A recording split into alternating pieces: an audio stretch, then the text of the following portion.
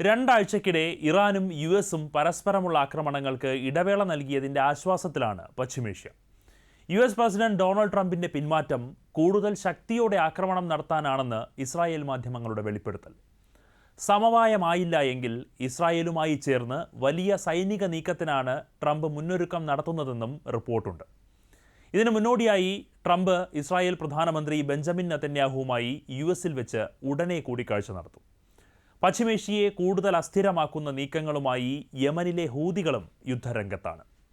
ചെങ്കടലിൽ സൗദി കപ്പലുകൾക്കു നേരെ ആക്രമണം തുടങ്ങിയതിനു പിന്നാലെ കരയിലേക്കും പോർമുഖം തുറന്നു ഹൂതികൾ. വരും ദിവസങ്ങളിൽ ക്രൂഡ് ഓയിൽ വില വീണ്ടും ബാരലിന് $100 മുകളിലെത്തുമെന്ന റിപ്പോർട്ടിനെ തുടർന്ന് കടുത്ത ആശങ്കയിലായി ലോകം.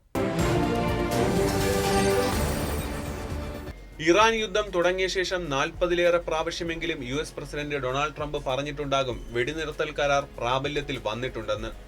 അതെല്ലാം ട്രംപിന്റെ സ്വപ്നം മാത്രമാണെന്ന് പറഞ്ഞ് അവഗണിക്കുകയായിരുന്നു ഇറാനെ പൂർണ്ണമായി കീഴടക്കിയെന്നും അവരെ കൊണ്ട് നിരുപാധിക കീഴടങ്ങളിൽ ഒപ്പുവെപ്പിച്ചുവെന്നും പറഞ്ഞ ട്രംപ് അവരെ എങ്ങനെയെങ്കിലും ഒരു കരാറിൽ കൊണ്ടെത്തിക്കാൻ പെടാപ്പാട് പെടുകയാണ്. സമാധാന ഭേദദണ്ഡ നയങ്ങളെല്ലാം പുറത്തെടുത്തിട്ടും അതിനെല്ലാം ഓലപ്പാമ്പിന്റെ വില പോലും ഇറാൻ നൽകുന്നുമില്ല. മാത്രവുമല്ല, മുമ്പാരും പ്രതീക്ഷിക്കാത്ത ദിശകളിലേക്ക് സംഘർഷം പടരുകയുമാണ്. യുഎസ് എത്രത്തോളം ആക്രമിക്കുന്നുവോ അത്രത്തോളം ദുരിതമനുഭവിക്കുക ഗൾഫ് രാജ്യങ്ങളായിരിക്കുമെന്ന ഇറാന്റെ ഭീഷണി മേഖലയാകെ തീകോരിയിടുകയാണ്.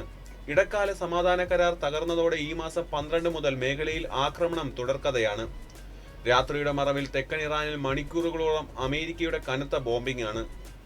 പകരത്തിന് പകരമായി ഗൾഫ് രാജ്യങ്ങളിലെ യുഎസ് സേനാ കേന്ദ്രം ലക്ഷ്യമാക്കി ഇറാൻ പ്രത്യാക്രമണം നടത്തി.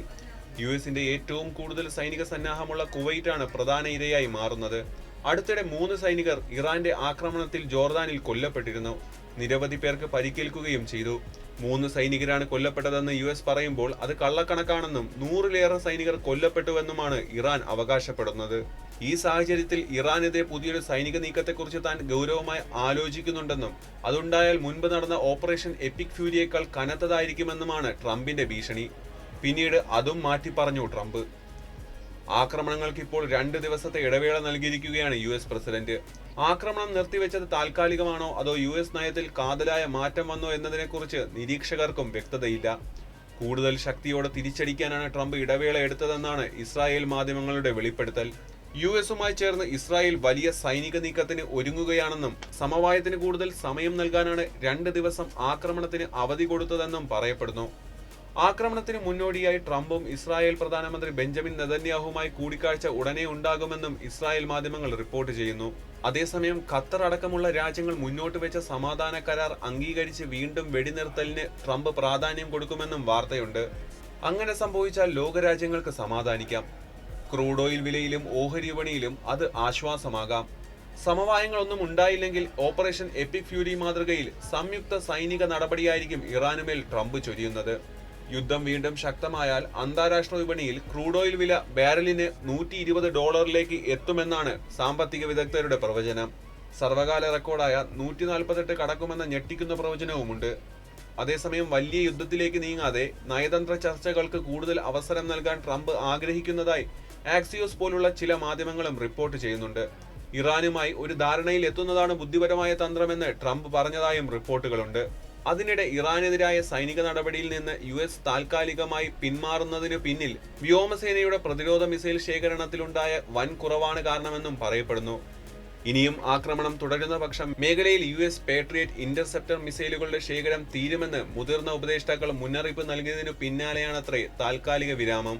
ഇറാനെതിരെ സൈനിക നടപടിക്ക് യുഎസ് ഇപ്പോഴും പ്രാപ്തരാണെങ്കിലും പ്രതിരോധ മിസൈലുകളിൽ വൻ കുറവുണ്ടാക്കുമെന്ന് joint chief of staff chairman general Dan Caine കഴിഞ്ഞ ദിവസങ്ങളിൽ വ്യക്തമാക്കിയിരുന്നു.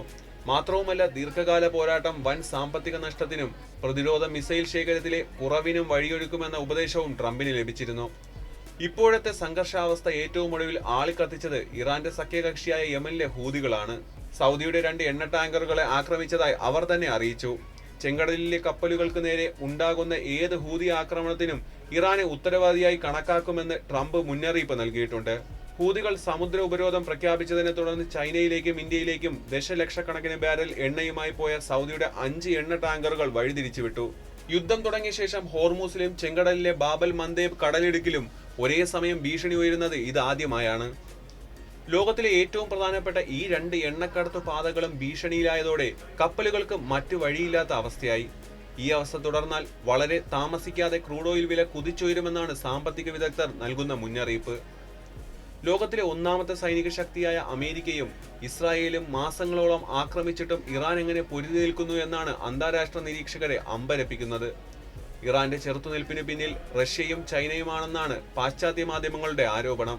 റഷ്യയോ ചൈനയോ യുദ്ധക്കളത്തിൽ ഇറാനെ നേരിട്ട് സഹായിച്ചതിന് തെളിവുകളൊന്നുമില്ല. എന്നാൽ രഹസ്യ വിവരങ്ങളും ഉപഗ്രഹ സഹായവും നൽകിയെന്ന ആരോപണം ശക്തമാണ്.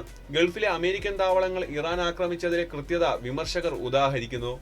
പ്രത്യേകിച്ച് ജോർദാനിൽ നടന്ന ആക്രമണത്തിന്റെ കൃത്യത തന്നെ. ഇറാനുമായുള്ള ആയുധ ഇടപാടുകളുമായി ബന്ധപ്പെട്ട് റഷ്യയ്ക്കും ചൈനയ്ക്കും മുന്നറിയിപ്പ് നൽകിയിരിക്കുകയാണ് ഡൊണാൾഡ് ട്രംപ്. ഈ വിഷയത്തിൽ റഷ്യൻ പ്രസിഡന്റ് വ്ളാദിമിർ പുടിനും ചൈനീസ് പ്രസിഡന്റ് ഷീ ജിൻപിങ്ങും തനിക്ക് നൽകിയ വാഗ്ദാനങ്ങൾ ലംഘിക്കില്ലെന്ന് വിശ്വസിക്കുന്നതായി ട്രംപ് പറഞ്ഞു. ലംഘിച്ചാൽ അത് അവർക്ക് ദോഷം ചെയ്യുമെന്ന് ട്രംപ് മുന്നറിയിപ്പ് നൽകി.